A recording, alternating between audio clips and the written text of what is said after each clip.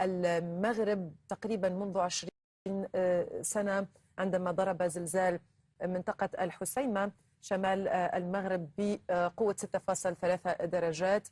الليلة الماضية الزلزال المدمر كان بقوة 7.2 على سلم ريختر في جنوب غرب مراكش، وتحديدا منطقة الحوز مركز الزلزال. إذا نشاهد الناس في الساحات العامة وفي الشوارع في منطقة الرشيدية طوال الليلة الماضية وإلى حد هذه الساعة.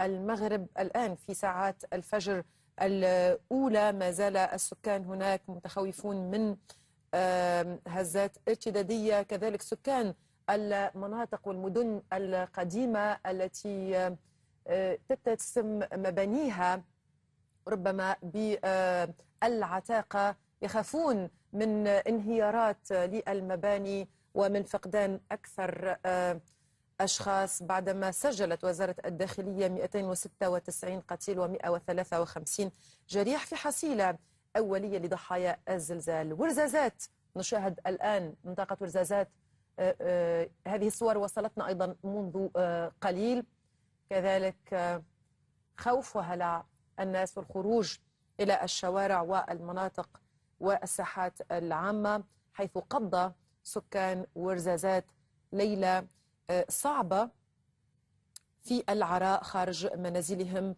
تحسبا لأي هزات ارتدادية أخرى، رغم أن المعهد الوطني للجيوفيزياء في المغرب قال بأن الهزات الارتدادية التي عاقبت هذا الزلزال كانت قليلة، ولكن طبعا كسكان المنطقة سكان البلاد لم يعهدوا مثل هذه الزلازل والهزات الارتدادية، يعني أصيبوا بحالة من الخوف والهلع.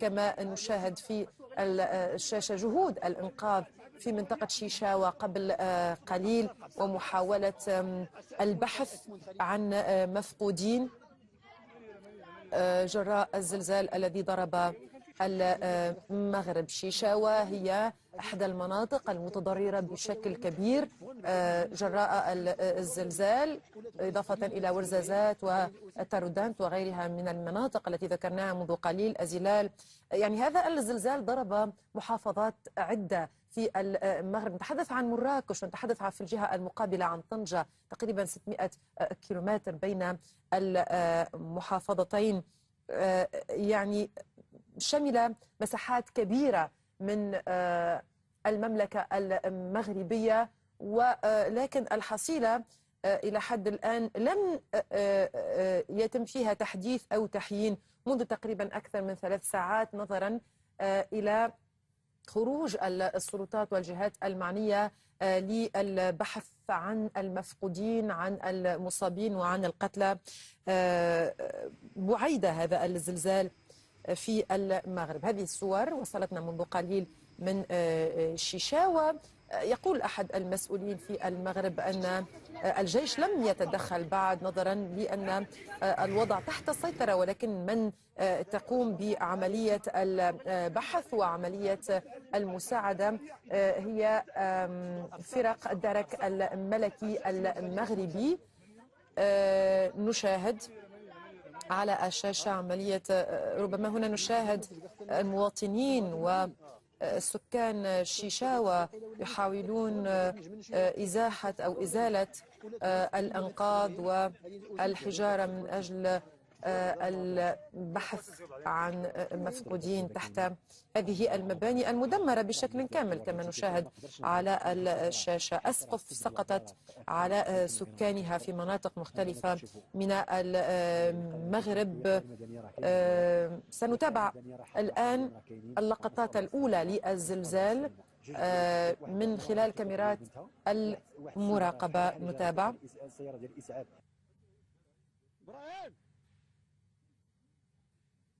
إبراهيم إبراهيم واتس إبراهيم واتس إبراهيم إبراهيم على السويت إبراهيم على السويت سي ابراهيم والو نعم نعم لا نشجع اتيه تذكر ولكن هذه ازمتها انا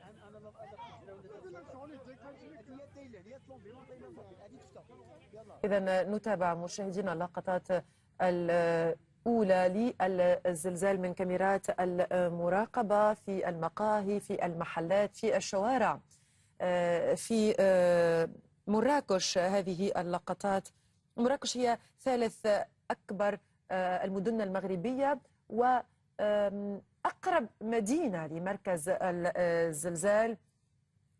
تأثرت بشكل كبير رغم حديث مراسلنا منذ قليل عن أن أعداد القتلى يفوق تلك التي أحصيت في مراكش في منطقة الحوز مركز الزلزال، ولكن إلى حد الآن لا توجد أرقام محددة، أرقام محدثة.